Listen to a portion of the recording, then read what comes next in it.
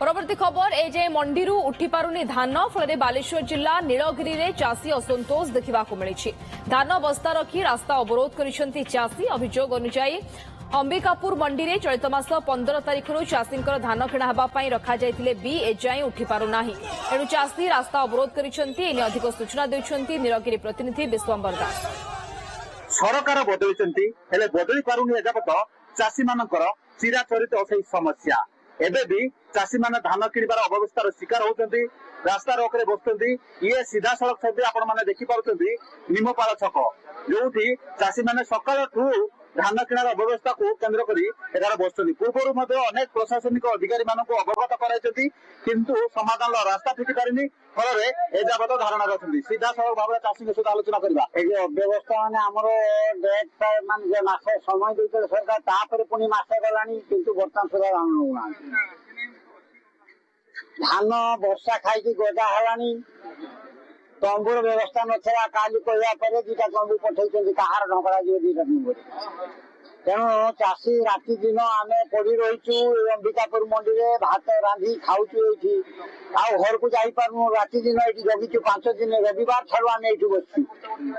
जिते असह्य है कई अफिसर आम कथा न शुणिले गाड़ी न पठेले आम बाध्य हो आज रास्ता रोक करूँ।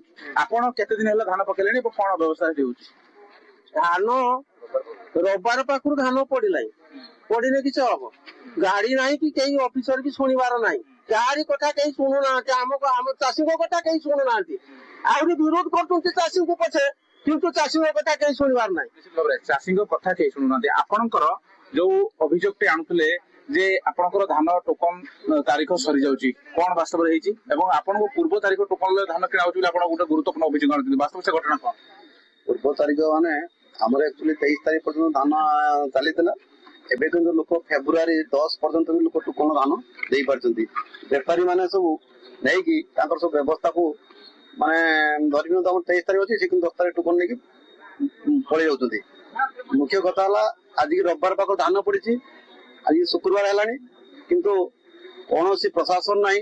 प्रशासन को गुहारी कला पर प्रशासन पहुंचु नांती किंतु बाध्य होइके हम राजरास्ता आजि पहुंचलु। हमर धान सब गजा हे गेलानी जहा फल कि रोषे बास करके खाई पड़ी रही। समस्या समाधान नाला पर्यंत जिते पर्यंत समस्या समाधान न आम से राजरास्ता बसू। आम सहित चाषी नेता भी जोड़ी हे सी भी आसी नीलगिरी एठारे उपस्थित होती। वास्तव में कौन समस्या चाषी मान शुणुंट ये समस्या समाधान पूर्व भी केमी सरकार बदलिया पर आशा कौन रखिले आशा मिलूची ना आशा किसी देखा जाऊँ हाँ कि समाधान हो पार लोक ये सरकार बदलवा बहु आशा रखी नुआ सरकार आसला चाषी कथा बुझे किंतु जे आशाटा आस्ते आस्ते आस्ते आस्ते मूली रेट बढ़ी किंतु वास्तवटा को देखते गले से रेट बढ़िया किसी मूल्य ना। बर्तमान बेपारी मान सुराक जुगा हो धान किणा हो बर्तमान एमती परिस्थिति तैयारी बेपारी मान धान नहीं सारे लोक पैसा जरूरत अच्छी डिले कराऊँ लोक धानटा आस्ते आस्ते चल बर्तमान देखा टोकन आ 3-4 दिन पर पलैज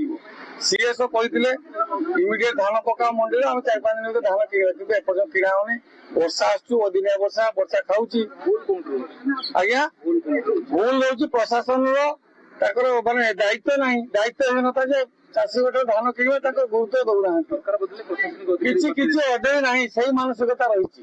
तेणु आम बाध्य आज रास्ता रोक जहाँ गुरुत्वपूर्ण अभियोग आणुଛନ୍ତି सरकार सीना बदली जाती सरकारी अधिकारी मानसिकता बदलुनी फल समस्या समान रही एजावत समाधान बाट फिटी पारुनी। रास्ता रोकर छवि से पूर्व वर्ष मानक देखा मिली। नीलगिरी निमपाल छकरू विश्वम्बर दास, ओटीवी।